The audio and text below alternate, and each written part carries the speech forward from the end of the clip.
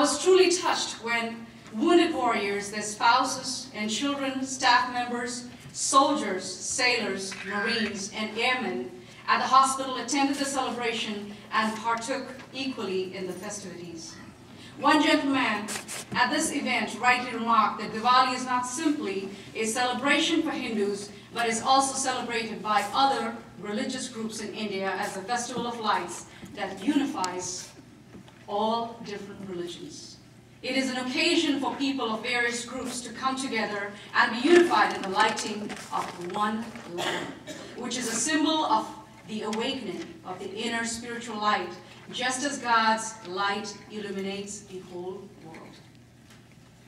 Today, I believe in my heart that a day will come in America when Diwali will become a widely accepted festival throughout the United States. A day when it won't be uncommon for another American to greet me on the street corner, in the grocery store, or in the metro with Happy Diwali, just as I wish my Christian friends a Merry Christmas, my Muslim friends with Eid Mubarak, my Jewish friends with a Happy Hanukkah, and so on. I remember not too long ago, perhaps a little over 3 years ago, when I sat at a dining facility in Iraq, sharing a meal with my fellow soldiers, talking about who would be the next US president. I looked at the TV blaring out the news about our grimy, sand-dusted heads and realized that then Senator Obama could become the next president of the United States. I believed then, and I continue to believe now, that America embraces a diversity of ideas, thoughts, and people more than any other nation in the world. And today, we are reminded that America's greatness is also because it allows freedom to its people to practice the religion of choice. My dear friends, on this blessed occasion of Diwali, it is my honor to introduce to you our Commander-in-Chief, our very own President of the United States of America, President Barack Obama.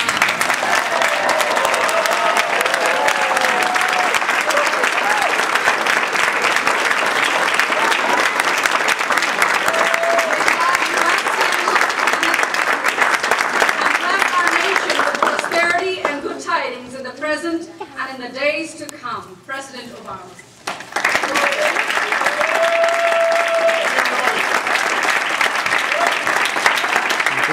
Please everybody have a seat. Thank you, Chaplain Durham, for your kind introduction and for your service to our nation. We are extraordinarily grateful to you, and it is wonderful to have our first Hindu chaplain here with us today. Good afternoon, everybody. I see a lot of familiar faces and friends in the audience. I want to thank all of you for coming to this, our third observance of Diwali at the White House. And I'd like to acknowledge a few guests. They include Her Excellency Nirupama Rao, the Ambassador of India to the United States.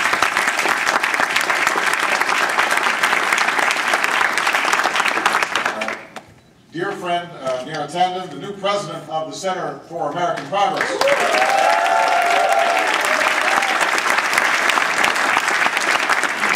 Anju Bhargava, who served on my advisory council for faith-based and neighborhood partnership. Those who are visiting from the Golden Temple in India, and the team from SSBT for supporting this program for the third year in a row.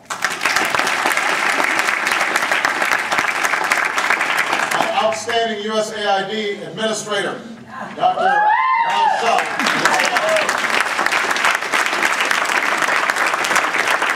We have a number of members of my administration here, and I have to acknowledge my dear friend because we went to college together, the Ambassador to Belize, Vinay Tumalamani.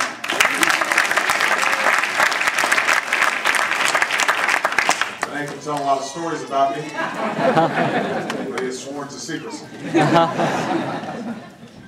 2 years ago, we celebrated Diwali and used it to reestablish the President's Advisory Commission and White House Initiative on Asian Americans and Pacific Islanders.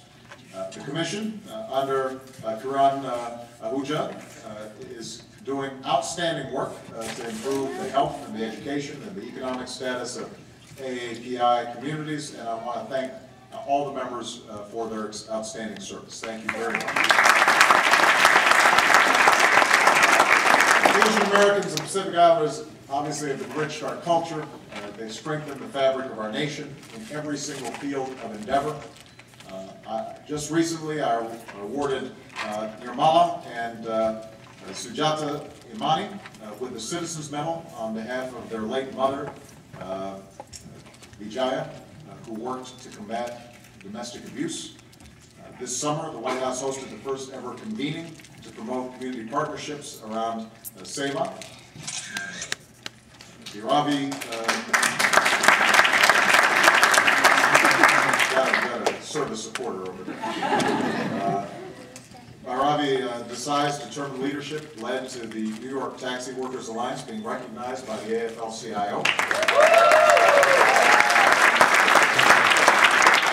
Teenagers Shri Bose and Naomi Shah outperformed competitors from 91 countries to win this year's Google Science Fair, and we were especially proud that all the winners were girls this year. So,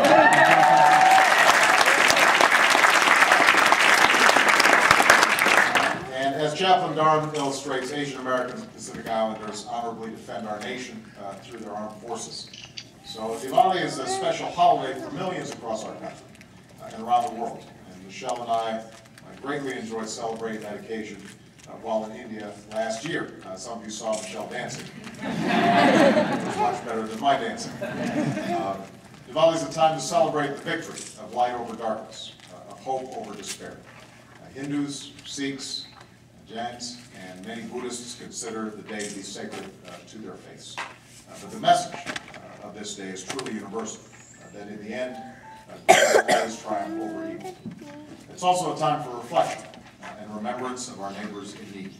And obviously with so many Americans facing challenges that are hitting communities without respect to color or creed, it's especially an important time for us to remember the importance of service to humanity and our obligations to one another. So as I liked the White House it is on. I just want to make sure I got that right. This is not the first time I've heard it. It is on behalf of the American people and with the hope that each of us will renew our commitment to serving our neighbors in need. And with that, I'd like to invite Priest Narayan Char to lead us in a brief prayer.